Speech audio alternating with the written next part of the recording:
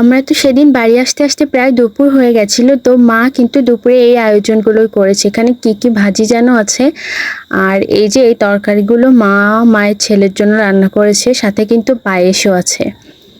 তো দুপুরের খাওয়া দাওয়া শেষ, তো রাতে এখন কেক কাটা হবে। আর ওই যে আমাদের বার্থডে বয়, এখানে আশীর্বাদের রিচুয়ালটা রাতে করা হচ্ছে। তো এখানে আছে ধান, দুর্বা আর চন্দন, এদিকে আছে জল, মিষ্টি, আর এটা কিন্তু এই বাড়ির কেক। তোমরা কিন্তু অবশ্যই জানাবে কোন কেকটা বেশি সুন্দর দেখতে হয়েছিল।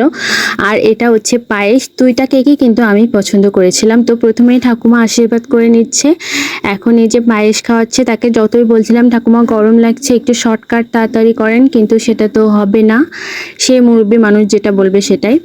তো তারপর কিন্তু ঠাকুমা তাকে প্রণামীও দিয়েছিল। আর এই যে এখন মা আশীর্বাদ করছে। তো মায়ের পরে এবার কাকিমণির টান। এবার কাকিমণি আশীর্বাদ করে নিল, আর তারপরে কিন্তু এখন এটা আমাদের মেজো জেঠি আশীর্বাদ করছে, পায়েস খাইয়ে দিল। আর তারপরে কিন্তু আমাদের ছোট্ট সোনা রাজও পায়েস খাইয়ে দিল, আরও অনেকেই পায়েস খাইয়েছিল, সব ভিডিওটা আমার কাছে নেই। তো তারপর এরা ভাই বোন মিলে এই যে কেকটা কাটা শুরু করে দিল। তো কি জন্য হাসছিল আমার মনে নেই। তো অঙ্কনও দাদাকে কেক খাইয়ে দিচ্ছে, আর তারপর স্পেশালি আমি একা মানে ছবি তোলার জন্য আবার কেক কাটা হচ্ছিল আর কি, মানে প্রথম কেকটাও ওদের সাথেই কেটেছিল।